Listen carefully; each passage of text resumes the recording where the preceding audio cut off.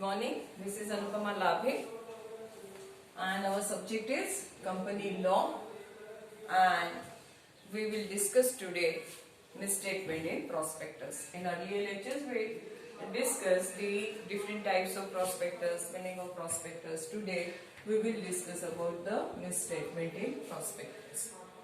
What is misstatement in prospectus? Misstatement is a statement which gives untrue or misleading statement. Whom you are giving the misleading statements? The prospectus is issued for shareholders, isn't it so? On the basis of prospectus, that means the information which is contained in the prospectus, shareholders decide whether to invest in a particular company or not to invest in a company. So, if the prospectus include any such a statement which is misleading or which is untrue, then the company is doing fraud with the shareholders. So, to avoid such types of fraud, Companies Act makes some provisions to protect the interest of the shareholders. And in this misstatement in prospectus, we will discuss what is the protection which is given to the shareholders under the Companies Act. So, who are investing in a company? The prospective investor, that means the shareholders. Shareholders are entitled. They are entitled to get from prospectus. What they are entitled to get from prospectus? They are entitled to get from prospectus the true and full disclosure in prospectus. That means anything which is disclosed in the prospectus must be faithful and true. Then issuing persons are bound. Who are issuing persons? The company authorizes certain persons to issue the prospectus. Okay, those persons are bound to state everything accurately and not to omit material facts. Everything accurately means what? Everything which is material. Which is material means on the basis of which any person takes decision. What type of decision they are taking? They are taking the decision whether our money will be safe in investing in particular company or it is risky to invest in a particular company. So what must be mentioned in prospectus? In prospectus, everything accurately. That means where they are going to invest this money, for what purpose they are raising the money from the shareholders or in an open market, that must be accurately stated in the prospectus. And not to omit material facts. Not to omit material fact means material facts are those facts which are very important when we take the decision. जैसे आप लोग भी decision कैसे लेते हो particular college में admission लेने के लिए? आप वो प्रोस्पेक्टस उस कॉलेज के बारे में पूरी इंफॉर्मेशन निकालते हो, बराबर है? इंफॉर्मेशन जनरली आपको प्रोस्पेक्टस के थ्रू मिलती है. तो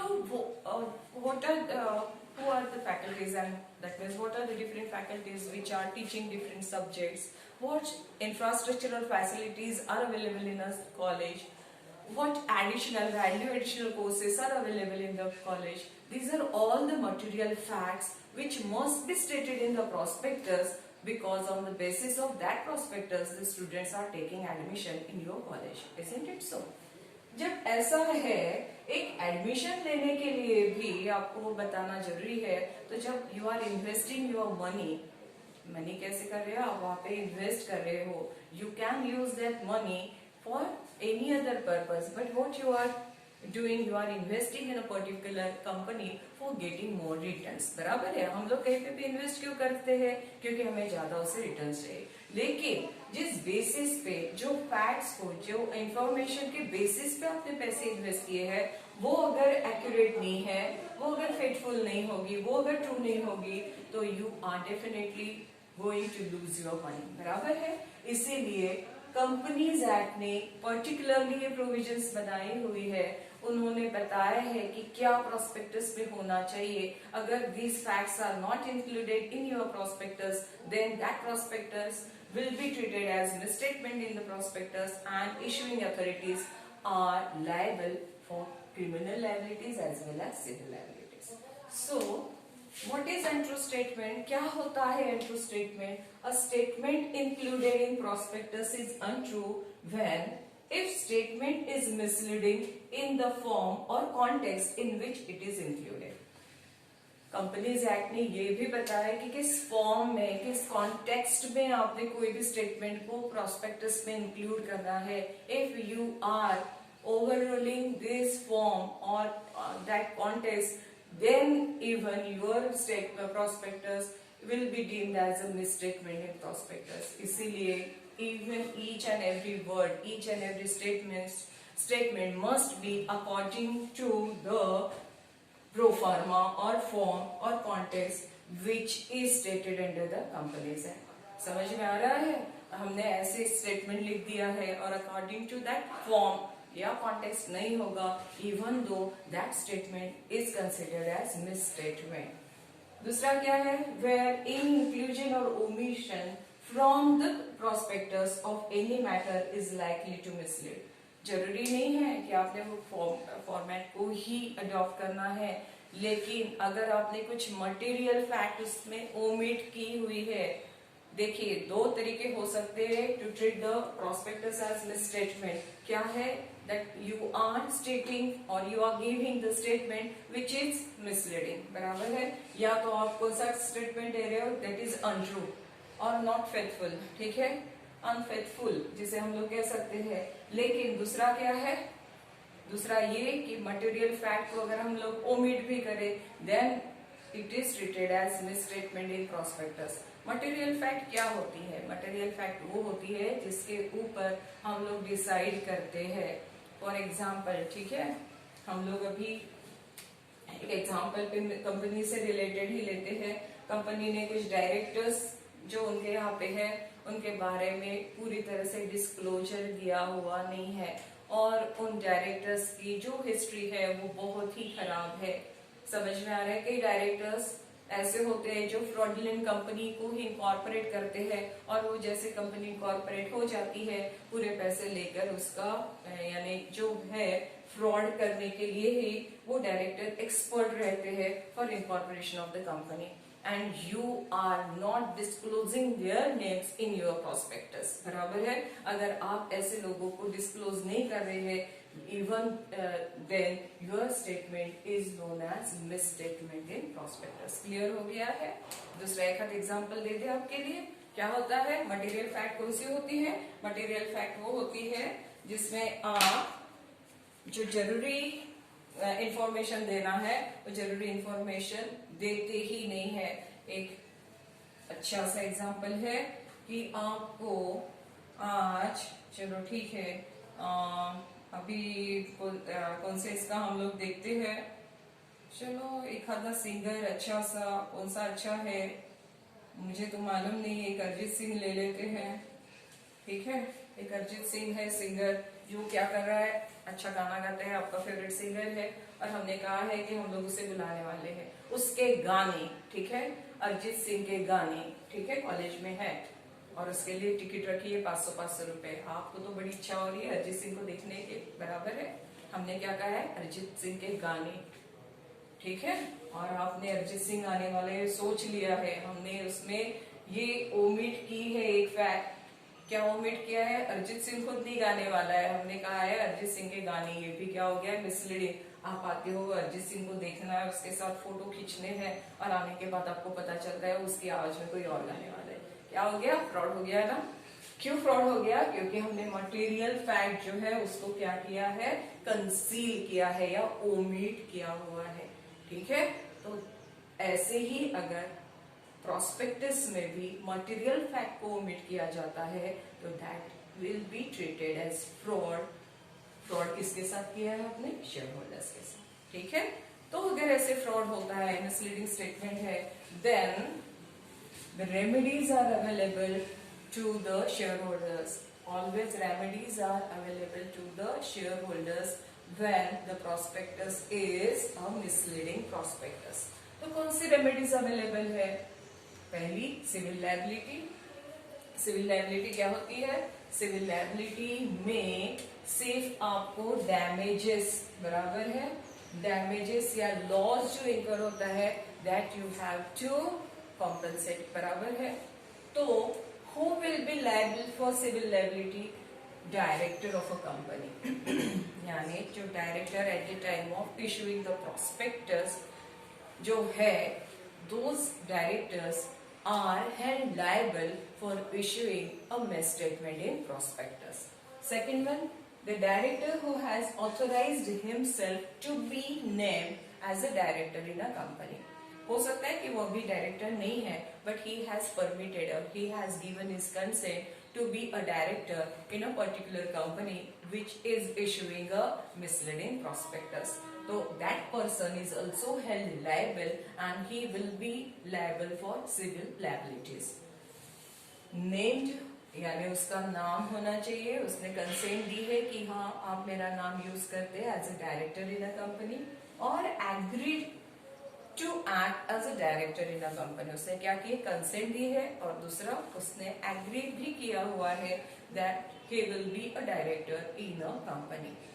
दूसरे थर्ड कौन होते हैं? Promoter. Promoter of a company. क्या है promoter? Promoter is a person who does all the facts for incorporation of the company. बराबर है? तो ये जो प्रमोटर है कंपनी का, he is also responsible for giving misstatement in prospectus. Then authorized issue of prospectus. ये जरूरी नहीं है कि ये प्रमोटर ही है, डायरेक्टर ही है. Every person who is authorized by the company for issuing the prospectus are considered as responsible for issuing the misleading prospectus, and he has to face the civil liability. क्या इंकर होती है उसके ऊपर? Civil liability. और as an expert refer to in subsection 5 of section 26. Who is expert? Expert is that person. देखिए कोई भी पर्सन जो है हर फील्ड में एक्सपर्ट नहीं होता है, तो you have to take the help of different persons for issuing the prospectus. Even for incorporation of a company, you have to take the help of different persons. Different persons कौन से होते हैं? वो field में जो experts है वो. जैसे कि relating to rules and regulation से लॉयर की आपको जरूरत पड़ेगी. बराबर है? लीगल मैटर्स से जो अफेक्ट करता है, you take the help of lawyers. Financial matters में है तो you take the help of financial experts, से चार्टर्ड अकाउंटेंट्स. जैसे कंपनी के रूल्स एंड रेगुलेशंस के लिए हम लोग बात कर रहे हैं, तो company secretary is the authorised person to give the और टू गाइड द प्रमोटर. तो these are different persons who are treated as experts under subsection 5 of section 26. तो ये जो experts है, ये भी these persons are held liable for issuing the misstatement in prospectus. तो ये जो लोग हैं, इन्हें क्या होती है? Civil liability. और क्या है? Liable to pay compensation who has sustained loss और डैमेज. उन्हें क्या पे करना है? कंपनसेशन देना है. उन्हें लॉस जो है वो रिकवर करके देना है. किनका लॉस? किनका डैमेजेस? वो पर्सन का जिन्होंने प्रोस्पेक्टस के ऊपर rely, that means those persons who rely on the prospectus and applied for the securities of the company. तो ऐसे persons को इन्हें compensate करके देना है. Only those persons who relied on the prospectus and applied for the securities are entitled to get the compensation from these persons. तो फिर कौन नहीं है? तो जिन्होंने prospectus को देखा ही नहीं है, जिन्होंने प्रोस्पेक्टस के ऊपर रिलाय करके कंपनी की सिक्योरिटीज को परचेस किया नहीं हुए, those persons are not entitled to get any compensation और to recover the losses from the company और दीज पर्संस. क्लियर है आपको? तो सिविल लायबिलिटी में क्या हो रहा है? सिर्फ उन्हें क्या देना है? डैमेजेस देना है, या तो जो लॉस इनकर हुआ है उसको रिकवर करके देना है. देन इसके लिए डिफेंसेस भी है. क्या डिफेंसेस है? डिफेंसेस किसके लिए होते हैं? जैसे मैंने कहा, remedies are for shareholders, then defences are for. Defend कौन करेगा अपने आप को? These persons. बराबर है? जिनके अगेंस्ट में आप कोर्ट ऑफ लॉ में सूट फाइल कर रहे हैं, these persons are entitled to defend themselves. बराबर है? तो defences are available to director, promoter और टू एक्सपर्ट्स. लेकिन कौन से डिफेंसेस है? जैसे कि मैंने कहा है the person who is director at the time of issue of prospectus, ठीक है, that director is responsible for issuing the misleading prospectus. तो ये जो है, लेकिन उसने क्या किया था? He withdrew his consent as director before issue of prospectus। एक पर्सन है जिसका नाम जो है वो एज ए डायरेक्टर करके है, लेकिन जब आपने प्रोस्पेक्टस को इश्यू किया था तो उसके पहले उसने क्या किया था? He withdrew his consent to act as a director in a company। तो ऐसे पर्सन के ऊपर कोई भी ये सिविल लायबिलिटी या तो क्रिमिनल लायबिलिटी के लिए केस फाइल नहीं हो सकती है।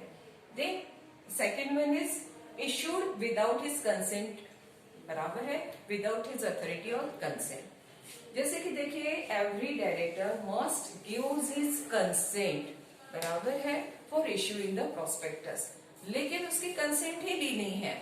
प्रॉस्पेक्टस ऐसे इशू कर दिया है, वो डायरेक्टर की आपने कंसेंट ही नहीं ली है, या उस डायरेक्टर ने आपको ऑथराइज नहीं किया है for issuing such a prospectus, then you can not help that director as responsible for issuing the misstatement in prospectus. Then without his knowledge और कंसेंट आपने और क्या किया है? विदाउट हिज नॉलेज, देखिए what is the difference between his authority और consent. In authority or consent, you are not taking his consent, और उसने अथॉरिटी नहीं दी है, आपने उससे कंसेंट ली होगी तो उसने पहले ही मना कर दिया है कि इस तरह के आप प्रॉस्पेक्टस इशू नहीं कर सकते। He has not given his consent, बराबर है, और he has not authorized to issue such a prospectus। लेकिन यहाँ पे क्या है? विदाउट हिज नॉलेज, आपने उसे बताया ही नहीं है कि you are issuing such type of prospectus, बराबर है। तो विदाउट हिज नॉलेज है तो how you can held him responsible? आपको जब पता ही नहीं है ऐसा कुछ हो रहा है तो आपको कोई ब्लेम कर ही नहीं सकता है। In the same way you can not help that person as responsible who has not a knowledge of issue of such a prospectus, knowledge or consent, and that on becoming aware of its issue, और जब उसे पता चल जाता है कि ऐसा misstatement in prospectus company से इशू किया हुआ है, at that time he had given the public notice. उसने क्या दिया हुआ है? जैसे उसको पता चल जाता है तो उसे पब्लिक नोटिस दी है कि ऐसे प्रॉस्पेक्टस में मिसस्टेटमेंट है और वो विदाउट माय नॉलेज और विदाउट माय कंसेंट उसे इशू किया गया हुआ है। लेकिन उसे उसके लिए क्या देना है? उसे पब्लिक नोटिस देनी है। कब देनी है? when he becomes aware of misleading prospectus। समझ में आया है? और इमीडिएटली उसने क्या दी है? पब्लिक नोटिस दी है। then that person will not be held responsible। और लास्ट है बिलीव ऑन एक्सपर्ट। जैसे मैंने पहले ही कहा कि हर पर्सन को हर इसका नॉलेज नहीं रहता है, तो he believes on the statements which are made by different experts, और उसे जो फैक्ट्स बताए हुए हैं, उसे जो इन्फॉर्मेशन प्रोवाइड की है वही मिसलीडिंग होगी, और उसे मालूम नहीं है कि ये जो इन्फॉर्मेशन उसे दी जा रही है वो कैसी है, गलत है, अनट्रू है, फ्रॉडलेंट है, और वो इन्फॉर्मेशन के बेसिस पे ही उसने ये प्रॉस्पेक्टस को देखा है और उसे क्या लग रहा है कि yes the prospectus is true and faithful, और इसीलिए उसने उसकी कंसेंट दी है, या तो एक्सपर्ट्स ने उसके सामने जो लाके दिया है उसी के उस पर उसने बिलीव किया हुआ है और अपनी कंसेंट दी है, और he authorised for issuing of such a prospectus, then that persons will not be held responsible for issuing the misstatement in prospectus। In next lecture, we will discuss the criminal liability of misstatement in prospectus. Okay, thank you.